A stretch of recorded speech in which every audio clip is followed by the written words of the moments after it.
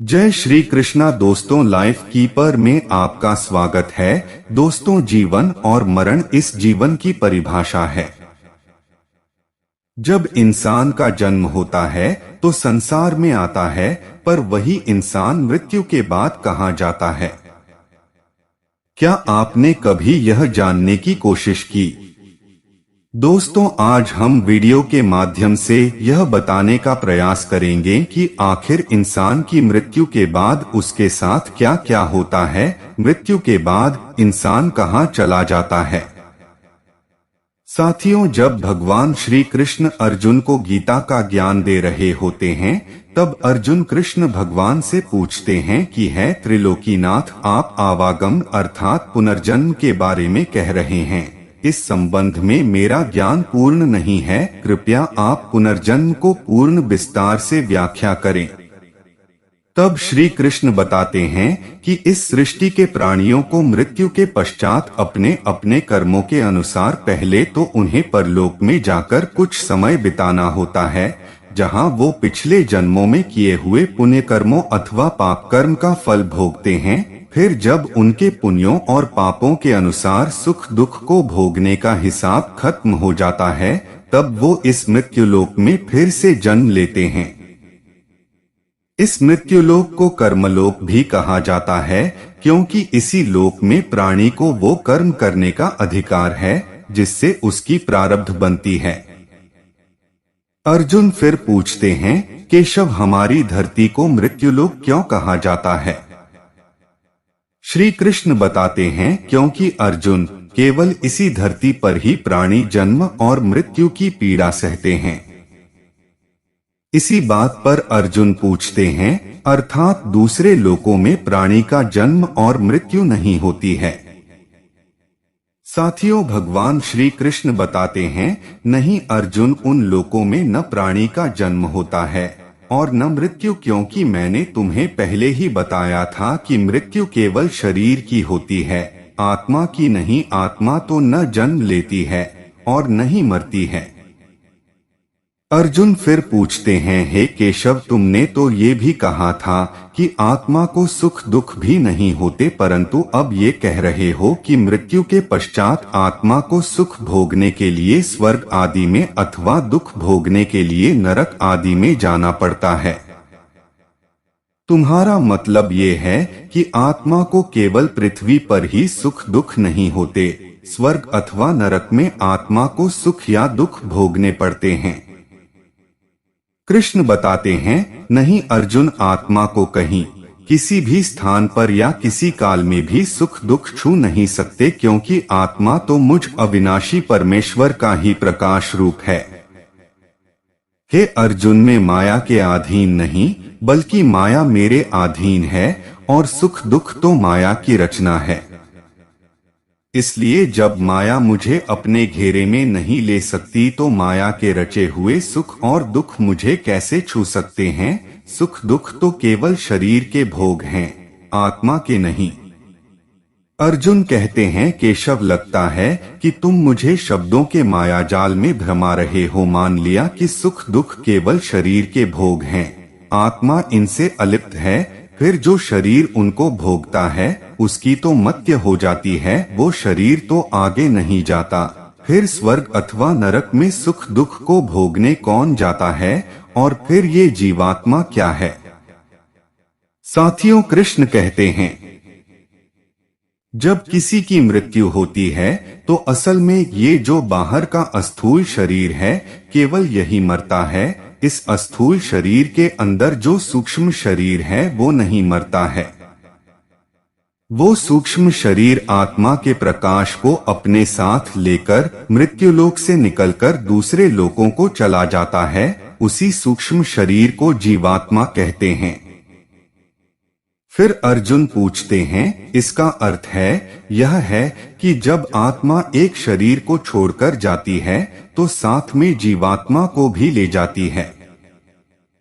दोस्तों, श्री कृष्ण कहते हैं, नहीं अर्जुन, ये व्याख्या इतनी सरल नहीं है। सोचो, जैसे समुद्र के अंदर जल की एक बूंद समुद्र से अलग नहीं है, वह उसी महासागर का एक हिस्सा है।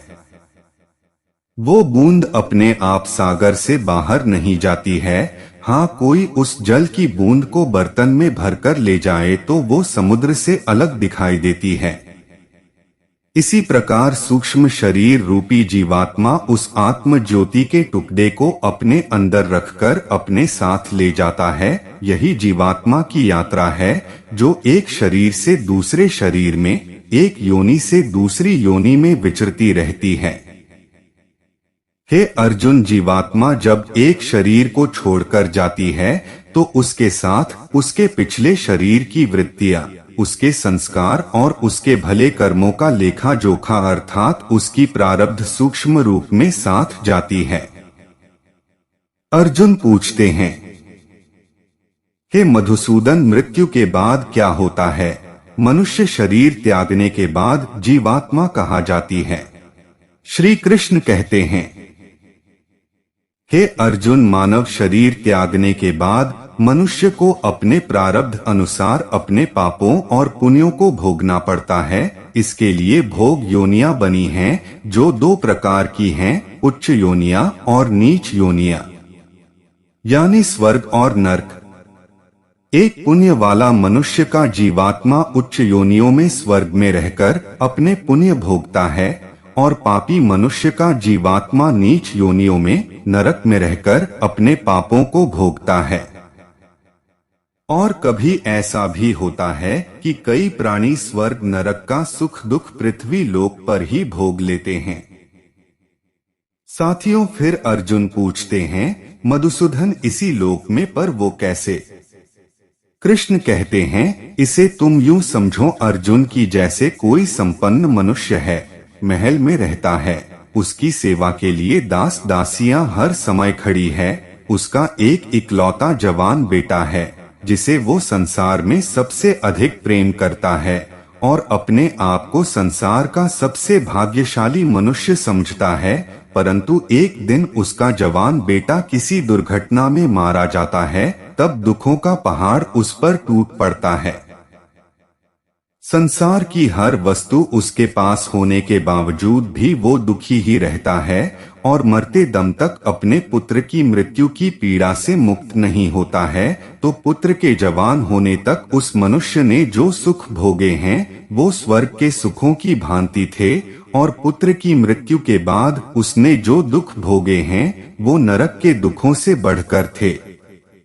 जो मनुष्य को इसी तरह इसी संसार में रहकर भी अपने पिछले जन्मों के सुख दुख को भोगना पड़ता है। दोस्तों, अर्जुन पूछते हैं, मधुसूदन, अब ये बताओ कि मनुष्य अपने पुण्यों को किन किन योनियों में और कहाँ भोगता है?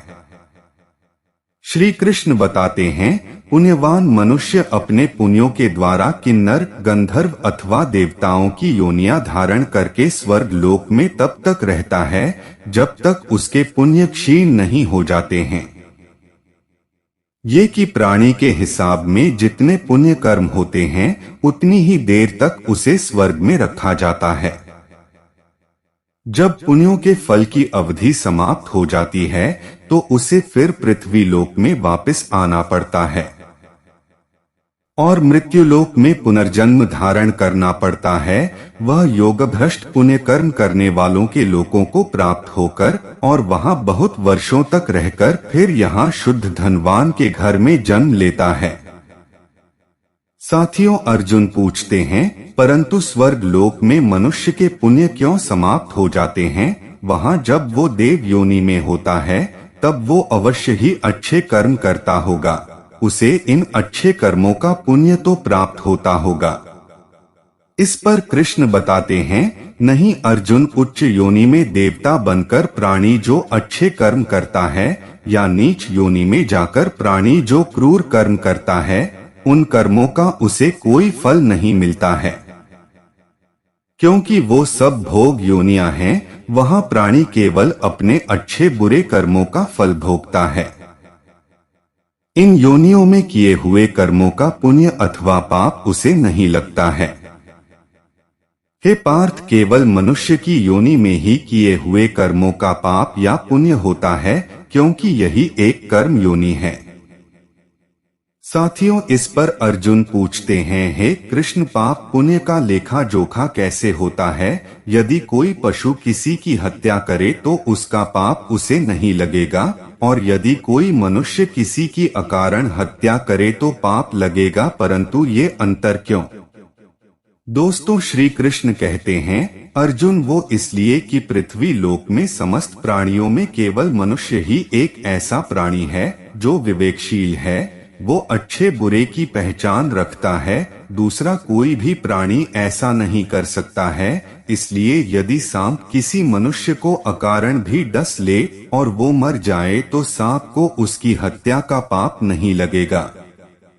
इसी कारण दूसरे जानवरों की हत्या करता है तो उसे उसका पाप नहीं लगता। या बकरी का उदाहरण लो, बकरी किसी की हत्या नहीं करती, घास फूस खाती है, इस कारण वो पुण्य की भागी नहीं बनती। पाप पुण्य का लेखा जोखा अर्थात प्रारब्ध केवल मनुष्य का बनता है। इसलिए जब मनुष्य अपने पाप और पुण्य भोग लेता है तो उसे फिर मनुष्य की योनि में भेज दिया जाता है। वे उस विशाल स्वर्गलोक के भोगों को भोग कर पुण्य क्षीण होने पर मृत्युलोक में आ जाते हैं। इस प्रकार तीनों वेदों में कहे हुए सकाम धर्म का आश्रय लिए हुए भोगों की कामना करने वाले मनुष्य आवागमन को प्राप्त होते हैं। दोस्तों, अर्जुन पूछते हैं, अर्थात देवों की योनियों में जो मनुष्य होते हैं वो अपने सुख भोग कर स्वर्ग से भी लौट आते हैं।